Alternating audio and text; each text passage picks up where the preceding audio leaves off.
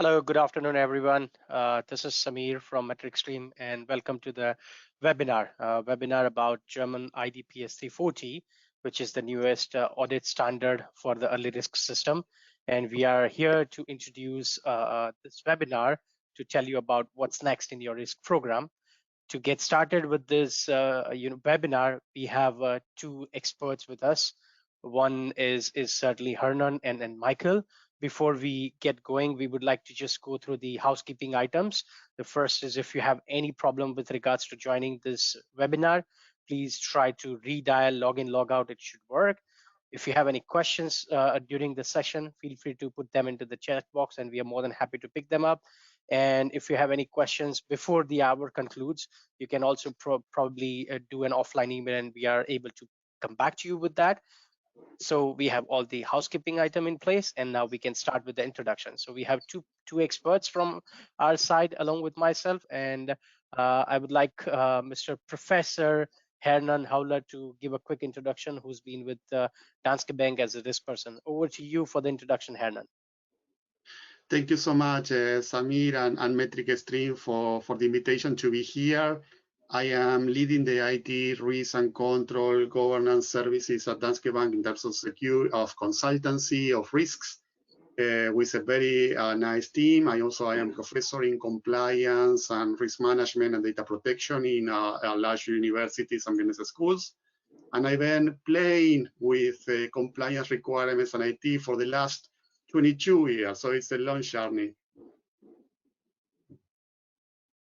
Welcome. Michael, would you like to give a quick introduction of yourself before we get started? Sure. Yep, sure. Very happy to be here, everybody. Thank you for joining the call today.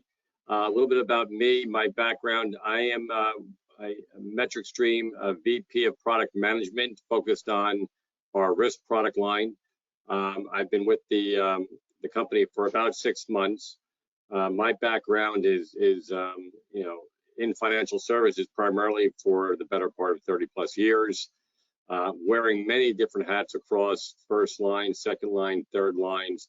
So the goal for me at MetricStream is to take all that accumulated knowledge from a practitioner standpoint and help build out product that is user friendly and provides all the capability and functionality that is needed by those various personas. My background. Also, I should just say also that the places I've worked in the past, Bear Stearns, UBS, Bloomberg, building out product there and working very closely with the sales and customers, as well as Citibank most recently. Right. Thank you very much, Michael and Hernan. So as we hear from those two experts, we know that they've been in the industry, they've been leaders, and they played different roles, and they know what risk is all about from financial standpoint of view, which is the highest regulated industry in the world, as we could imagine. And with that in mind, we would like to see how risk system, the newest one that is coming, that has already came last year on 25th June officially 2020. And with that in mind, we would allow Hernan to take through the presentation that he has to tell us what exactly is this IDPS 340 is generally speaking about, based on the analytics of the materials available and his expert's opinion. And then over to you, Hernan. Thank you so much. So the idea here is to share tips in order to decide how we can improve our risk assessment in terms to comply with the new auditing standard for risk management for German companies. So let me see if we can. Are you seeing my screen now? I don't want to disconnect the questions.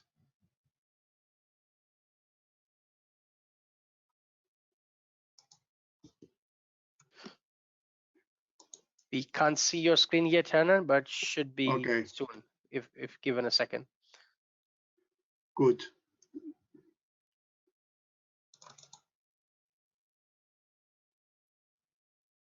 So I cannot select sharing the screen in this view now. Could you please Handan, move?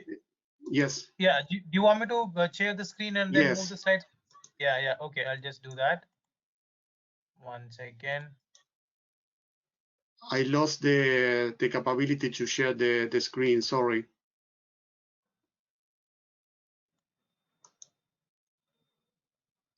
So we are talking about the early identification of developments.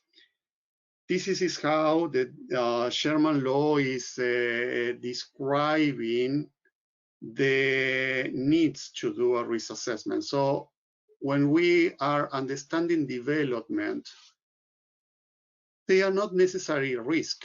They are changes in the risk profiles. They are changes in the threats. They are new vulnerabilities.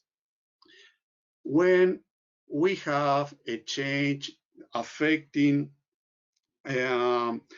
business objectives, assets, in a way that we are unable to fulfill the goal for sustainability of the organization, affecting the continuity of the public limited companies, we are scoped by the Sherman Stock Corporate Law for this particular requirement, the PS 340.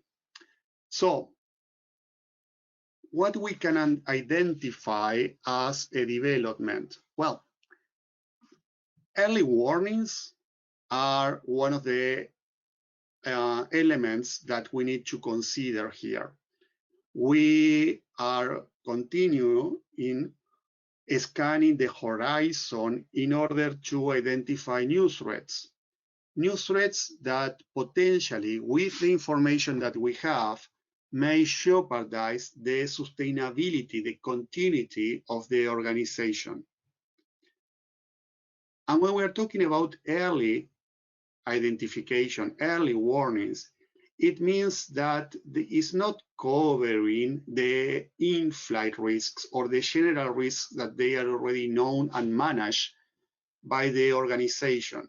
We are talking about a very proactive approach into risk management in which we are able to identify hazards and threats in the future or horizon, maybe for activities that we don't have, maybe for requirements that we don't have, but potentially may impact the current profitability levels, the current commitment that the organization have, the current licenses. For instance, it may be a law that eventually will prevent the organization to deal with a particular activity, which will affect the continuity of the organization as a whole. So the Sherman law is asking for this particular type of risk that is a prerequisite for us to identify the in-flight and the current risks. You are assessing early warnings to finally getting through a complete assessment to be able to manage and to have what we call in-flight risks.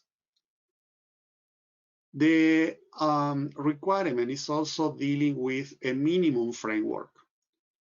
But this requirement with very little clarity about which are the attributes for the system that they are asking for, it still requires to be a systematic treatment and monitoring and identification of the risk.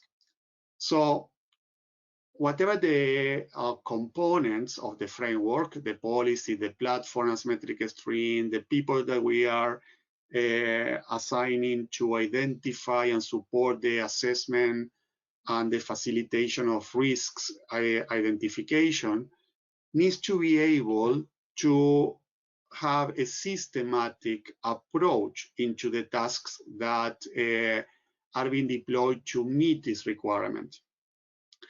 For instance, we are not talking here about a gap analysis. We are not talking here about an analysis that is done for benchmarking our risk management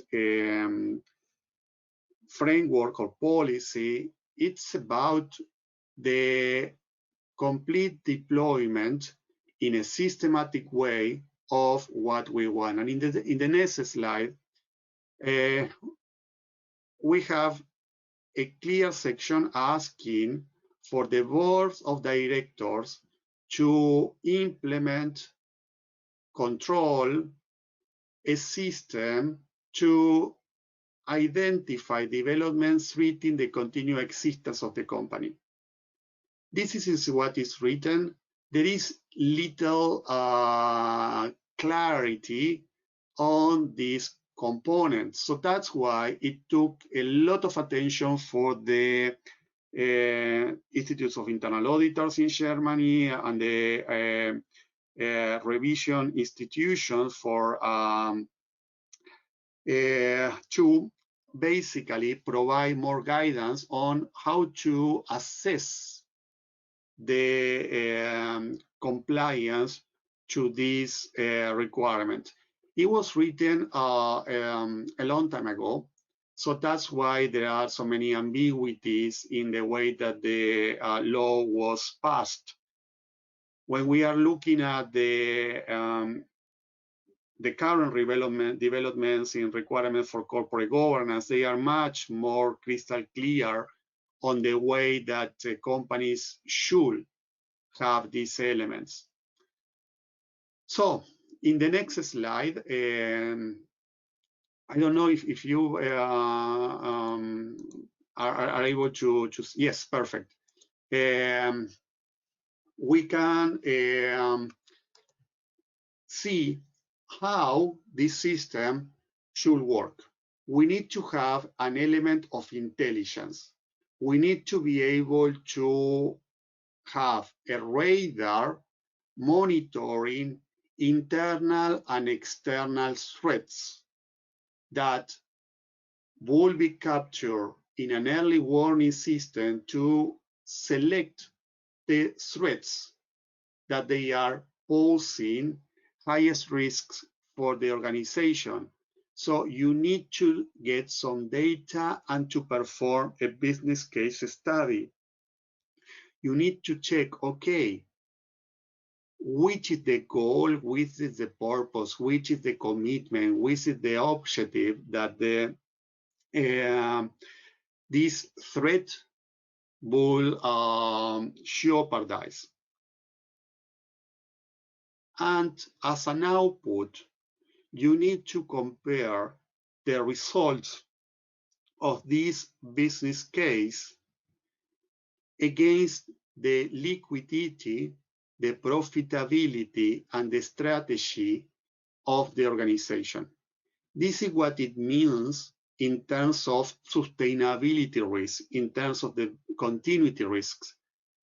It's not only having the data room being offline for 1 hour. It's about having a license that is really needed for the business to be obsolete or to be denied.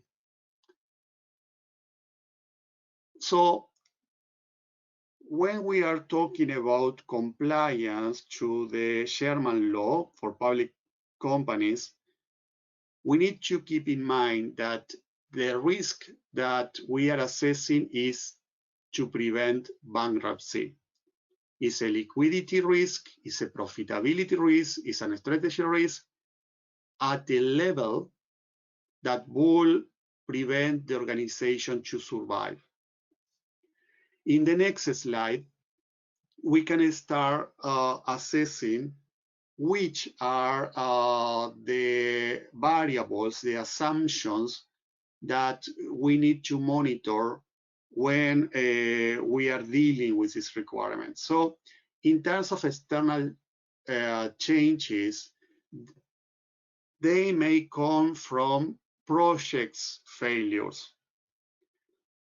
We are now dealing with a critical transformation in the financial services, and we are having also a critical digital journeys, transformation projects that will create a problem in the sustainability, in the competitiveness of the market if they fail. For many banks, for many organizations in general. So for those critical projects that they are highly reliant on being successful to support many activities in the future are the ones that we should monitor here. Big deliveries, big project.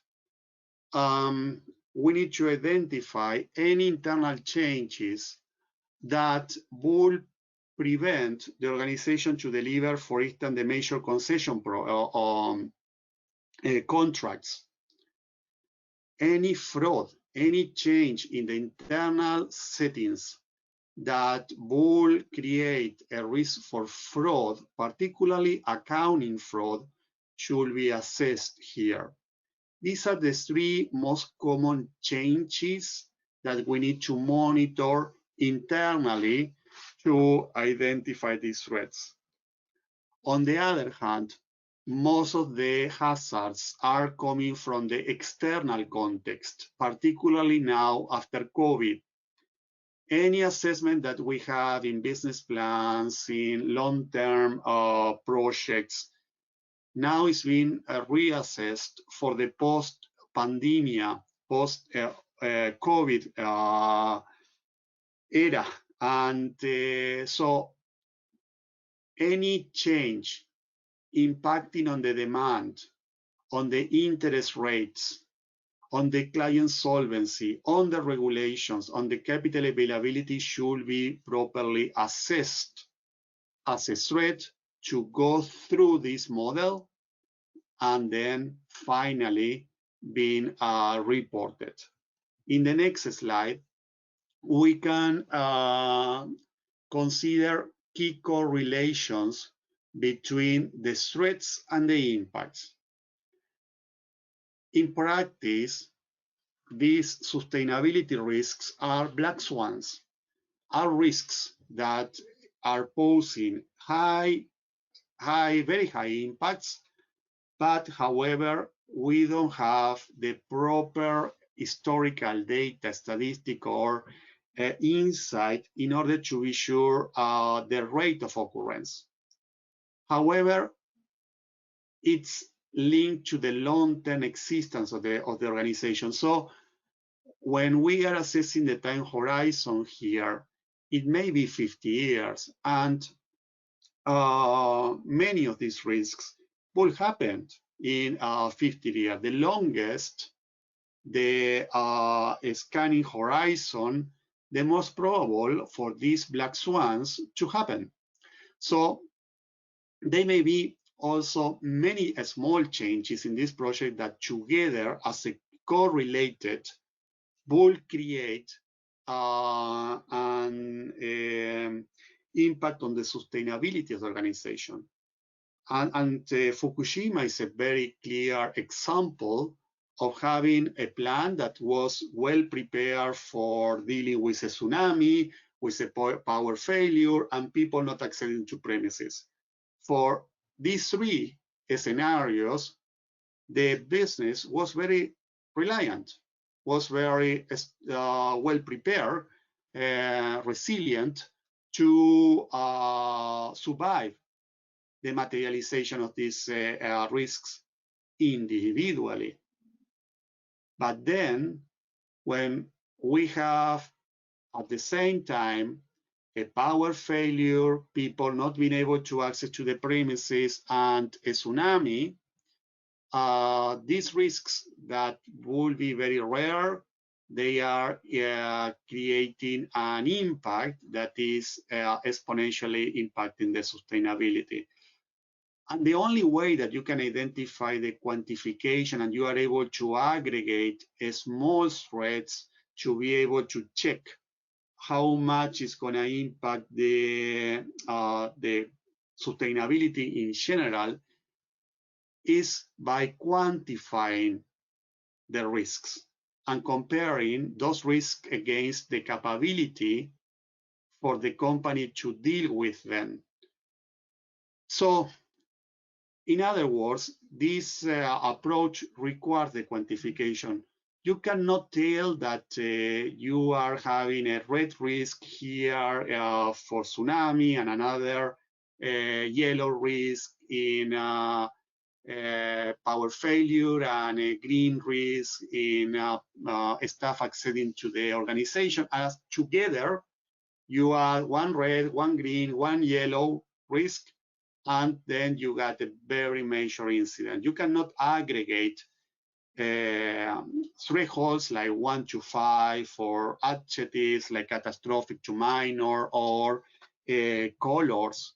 The only way that you can aggregate those individual changes that they are very rare, both in the occurrence and the impact, are by quantifying the risk. And in the next slide, we can see what is needed for the auditing standard. So you need to have clear risk capacity statements. You need to tell how much risk you are able to deal with, how much reserve that you got. You need to have a way to aggregate risk exposure. There are a lot of discussions in Germany around the aggregation of risks. You need to have these risks being assessed when you are planning assumptions in modeling, when you are planning for the strategy, the long-term plans or the business plans. In all these financial models, you need to start assessing if there is any risk affecting one of the variables, for instance, demand, inflation, interest, a cost that the organization is unable to carry on. And then there is a way that you are able to move from early threats analysis and vulnerabilities and early warnings that finally are able to be assessed as a risk with a residual level. So you need to have an assessment of the controls on the residual risk. You need to have an escalation in the way that you are advancing from the monitoring to getting some data and a business case to do a full assessment.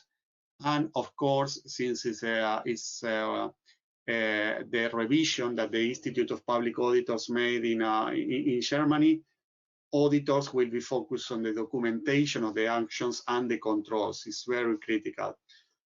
So in the next slide, you can move from threat to risk to controls to actions to report, and it requires to have a strong GRC tool here.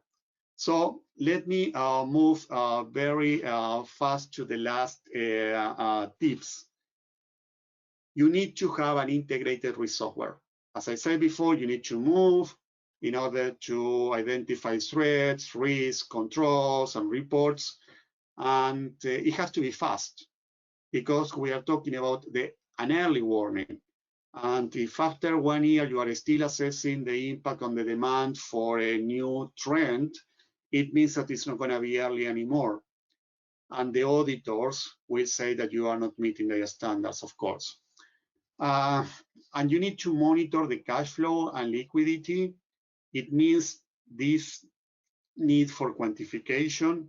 You need to register these early warnings. Usually, our registers of risks are only covering the in-flight risk or the current risk when they are fully assessed. But now, you need to be much better in the way that you are able to create or to accommodate in your current framework these scenarios when you got only an early warning, an emerging threat. You need to add a new taxonomy here, and the flows, the approvals, the reports are different. And you need to integrate also the outputs of the assurance of the controls, the planning, and some sustainability features into this assessment. You need to know, for instance, whether this risk is already being covered by a particular control and how efficient this control will be. And also, a good GRC software will highlight trends in risks. You got vulnerability scanning, you got policy breaches, you know the incident, you know the near misses, and then because of these trends, you can do a root cause analysis when you are assessing these emerging risks. In the next slide, in practice, let me just give you and finish with some tips. Assess different risk scenarios, not only one scenario, but many scenarios on a time horizon. Calculate the inherent and the residual levels. They are asked here because they want to see as an auditor the efficiency of the controls. Link those levels to the group-wide strategy and the performance objective. You need to report this risk in order to communicate the threat very early to the risk committees, to any other delegated committee related to sustainability, and eventually to the board of directors. And remember that this decision and the monitoring cannot be delegated. It has to be done at the board level. They are very, very, very important risks, and they need to be owned by top managers. You cannot allow a risk that is affecting the sustainability to be managed at the very low level of the organization. So you need to understand that these 4 risks, there may be action plans coming from the operation, but they have to be accountable for the board. And in the next slide, you need to document what are you doing, the plans. You need to understand the operational efficiency of the controls, any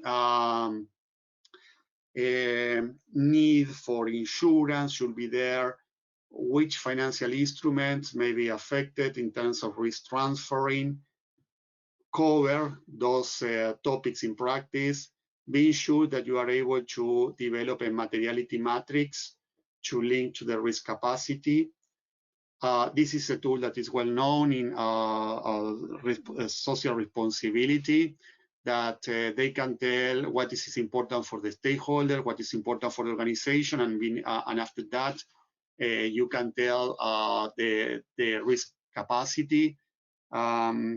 You can deal also with internal auditors in order to know the threshold for the financial statements and the misreporting, and also with the treasury is also providing a good insight here. Develop a nice taxonomy for the external and internal threat. You can use the example that I gave in this presentation and communicate the control with a scientific approach. Now you need to assess the risks on the cash flows. You need to consolidate risk. You cannot do that by using colors. The Sherman requirement, it's very, very clear that you need to have a way to consolidate the risk. It cannot be done in a qualitative manner. We are also linking the sustainability objectives to the incentives schemes, being able to tell in the bonus how much is going to be affected, and finally get some data. Look at the data that is coming from the losses, the incident, the near misses, disputes with clients, disputes with the regulators, disputes that you may have also with the third parties, incident, losses. All these complaints, liabilities, legal cases should be centralized in order to have data from losses and incidents. And finally, ask your external auditor to do the analysis of the framework and the element before, as a gap analysis, to start having some kind of maturity levels objective in which you can advance. It's a very nice requirement to deal with. It's a game changer in the Sherman compliance requirement. and we need to improve in Germany the way that we are assessing risk and we are measuring risk, and you can use this requirement as a good need. And I pass the mic to Michael.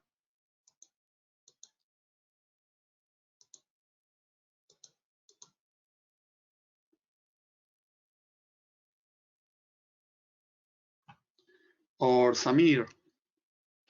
Thank you very much, Hernan. Very welcome. Yeah, so basically we understand, right? IDPS 340 requires, first thing first, it's the define the risk areas, sitting together, looking at various kind of risk. The second is to identify and analyze those risks. Then you should be able to communicate, report, and probably document in a manner that you are able to probably build a confidence with your internal and external stakeholders. So these are the kind of outlines that we can say. With that closing note, thank you very much providing a detailed insight about what is it entails and what the company should consider. Hernan, Professor Hernan, I would ask now Michael to take over into the MetricStream capabilities around these requirements that audit standard, the German audit standard requires. Over to you, Michael. Thank you, Samir, and thank you, Hernan. That was a very good presentation on what IDW PS 340 is all about. Now let's take a look at our MetricStream offering and see where we can add value and tackle the requirements of IDW 340. I guess let's just start by looking at the requirements around the interconnectedness of these evolving and emerging risks. A robust risk management framework is one that properly identifies and assesses all of these interconnected components and risk, and that either alone or in combination can have an existential impact on the organization. And then to quantify the risk to ensure that risk are maintained at a level that's commensurate with the organization's risk appetite and overall risk-bearing capacity. So those are kind of the themes that are coming out of IDW.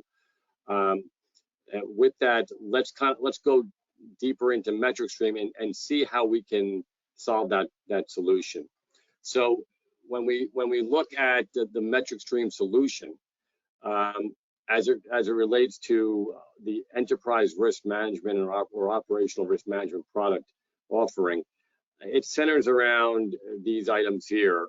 If we start at the top, we have the risk and control library that captures all the data elements and association between the elements, which is critical within an integrated GRC framework. We have the risk identification process, moving in clockwise flow here. We have risk and control assessments. We have control testing, especially for those key risks or emerging risk. We have metric monitoring of KRIs, KCIs, and KPIs, which are telling and great early warning indicators as well. And we have the intelligent issue management framework that we can go into in a bit more detail, but as to why it's intelligent. But that's very important in terms of bringing an early warning to the process as well and identifying issues. We have the quantitative risk analytics coming out of our Monte Carlo simulations, and finally the reporting and dashboards to communicate all the risk to the relevant stakeholders. What's very telling here is if we look at the benefits, the first one on the list up here is be audit ready by enabling streamlined risk detection, aggregation, and management at an early stage. That pretty much says it right there, right, guys, in terms of what IDW is requiring. Next, please. So it all starts with an integrated platform and the GRC libraries that tie all the data elements together.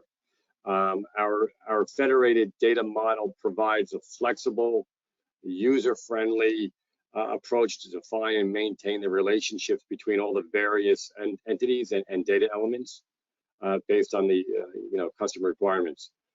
So this brings everything together, binds together your core risk and control libraries. So everybody's speaking from the same page, from the same playbook. Next, please.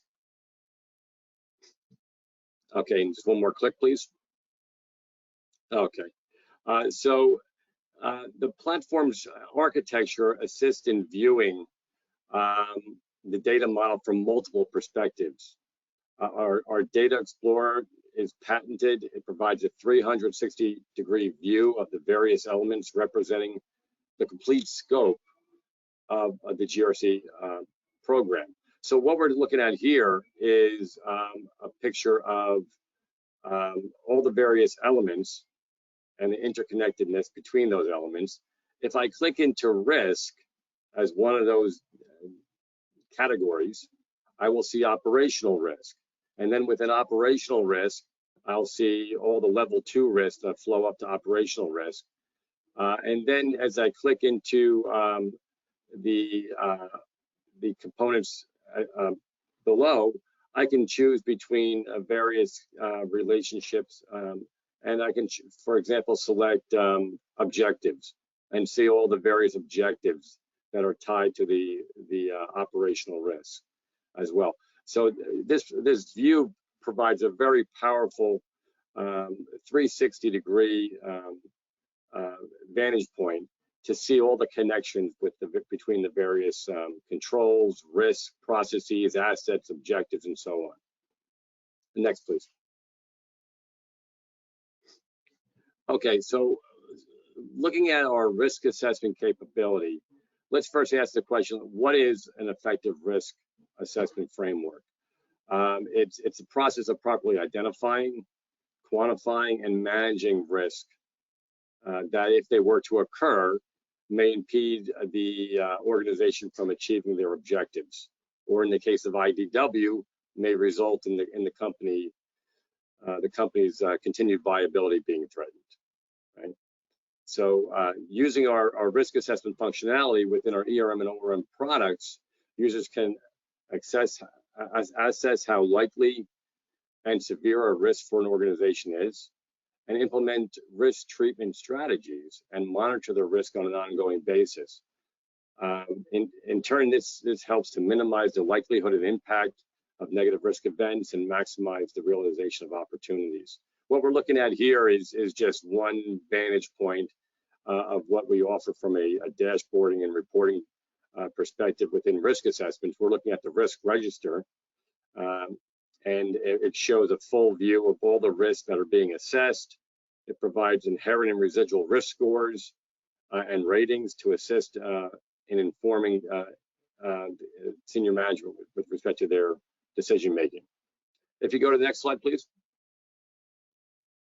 The risk heat map is another powerful tool, a great visual that displays risk ratings across the enterprise in terms of what's being assessed.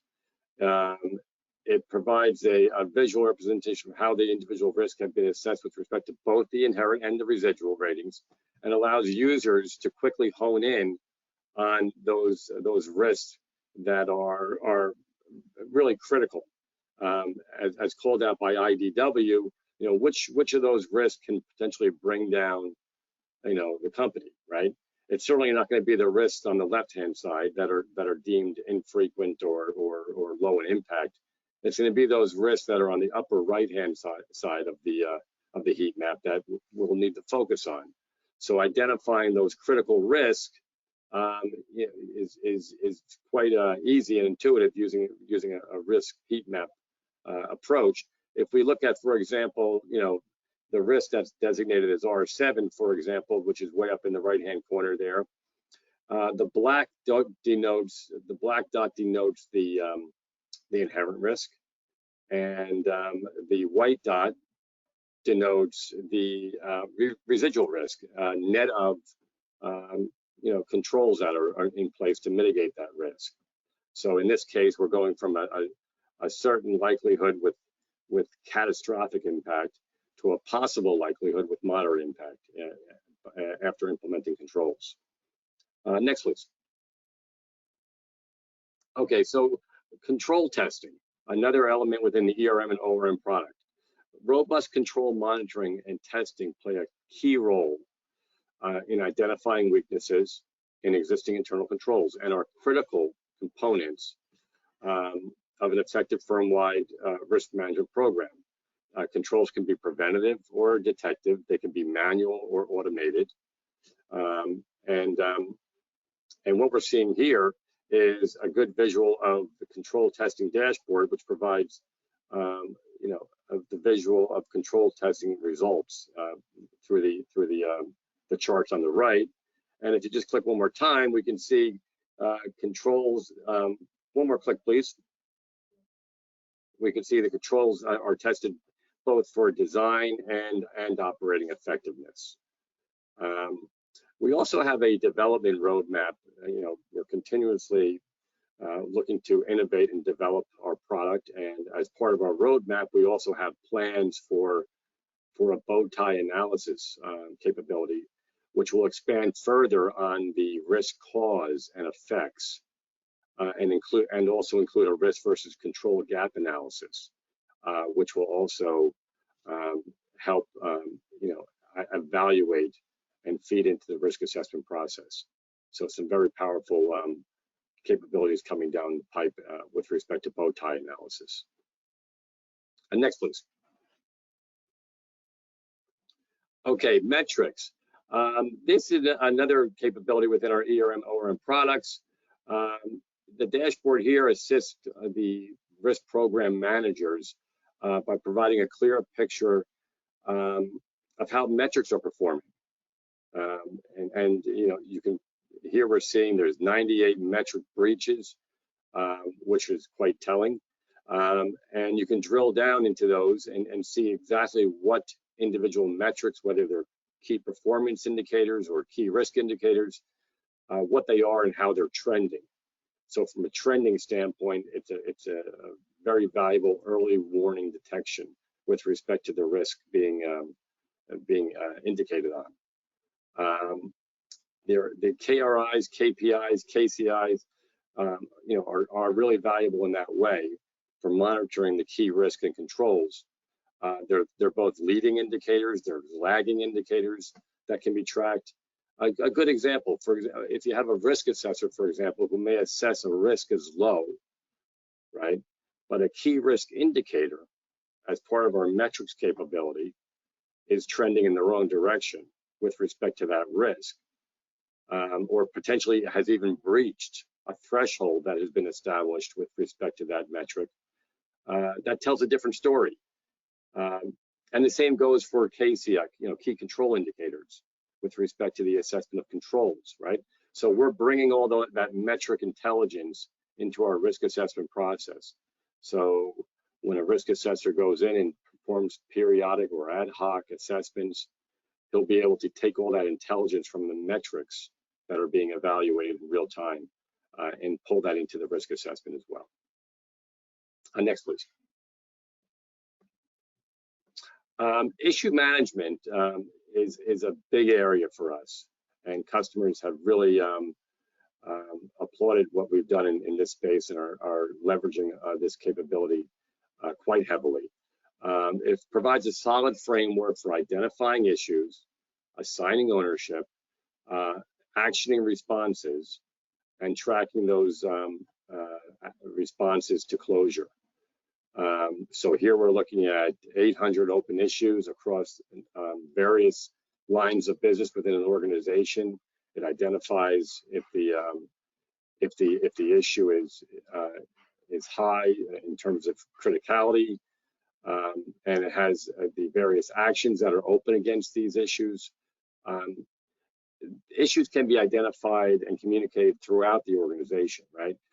From the front line through to the second and third lines of defense, all the way through the work process, the workflow process of the company. That is why our issue management functionality spans across all of our product offerings effectively. We've incorporated AI and ML to assist our users to quickly classify issues and action responses through evaluation of past issues and using semantic similarities. we have that capability built right into the product to make it much easier for our users, especially those frontline users who don't know how to, potentially classify an issue. They can just put in a quick description and a blurb, on what the issue is about, and based upon our AI ML capabilities, we can quickly identify and classify what that issue is and who should be addressing that issue. We've also engaged the front line even more with chatbots, natural language processing to help assist them in logging issues as well. The issue management capability is a huge part of the early warning detection because it's identifying issues before they become risk for the company. Next, please.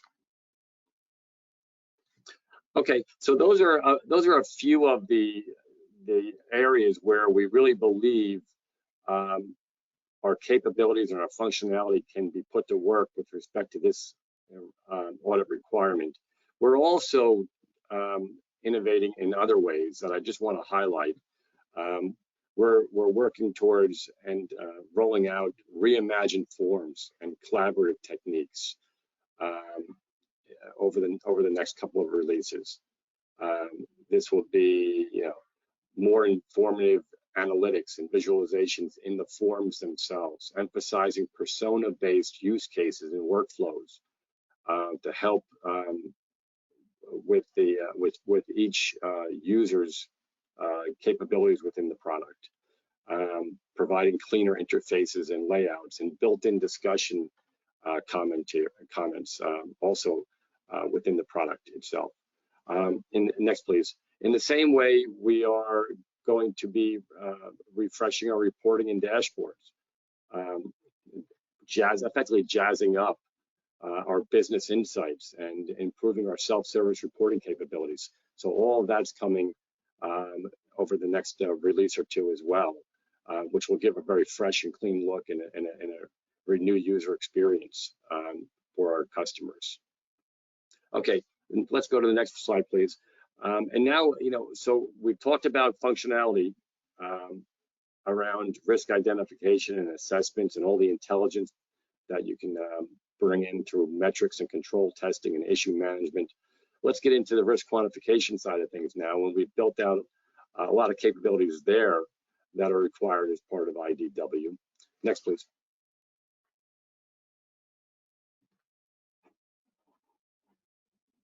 Okay, so really what the benefit of risk quantification is that it provides a clearer understanding of the risk, right? Even without IDW 340 requirements, by putting risk impact into monetary terms, management's better positioned to make a well-informed business decision with respect to a given risk mitigation strategy. For example, looking at the right side of this slide, we can see an inherent risk of $100 million, right? That's the inherent risk associated with this risk, which can be reduced to 20 million residual risk by investing 10 million in IT security in this case, okay? This is a much clearer communication, for example, than saying we have a very high risk that can be reduced to medium risk if you only give us a budget of $10 million to invest in additional IT security, right? So from a communication standpoint, it's much more powerful to communicate in terms of tangible dollars. And then, in the same way, for risk quantification for an IDW 340 standpoint, provides the ability to measure the organization's risk relative to risk-bearing capacity, which is also measured in terms of a monetary amount, which is critical. Next, please. Okay, so the framework for quantifying risk starts by using factors to arrive at loss event frequency and loss magnitude. So those those two levels right below the annual loss exposure, which sits at the top. Our system provides flexibility to perform the assessment at various levels, though, right? So depending on the program maturity, you may or may not know what the loss event frequency for a given risk is, or the loss magnitude, right? In those cases, you can move down to level 2 and drive the determination from that level, and so on. So it builds on the factor tree, and that helps drive the input. Okay. Also important to note that relationships between these nodes, right, are customizable. They can be additive, they can be subtractive, multiplicative. Our expression builder that we use to build out the calculation inputs is customizable and can use whatever model you want to use in that case. Okay, the real difference here, and we call this FAIR++. The real difference between that and FAIR is that we have n number of levels, n number of nodes. We have the expression builder capability, and it's all integrated and it fits nicely within our GRC framework. Next, please. Okay, so here's the assessment summary tree. This is effectively the output of our risk quantification. So the factors that we looked at from the previous screen are entered into a simulation model, and within a few seconds, these results are returned. And this is what the output. This is what the output looks like. The calculated values are displayed at each level. So if the inputs are done at the level 3, then the output values would be provided at level 2, and so on. So this gives you a tree visual of all the output results that support the risk quantification and the annual loss exposure. And then we have roll-up calculation, which aggregates as well. Next, please.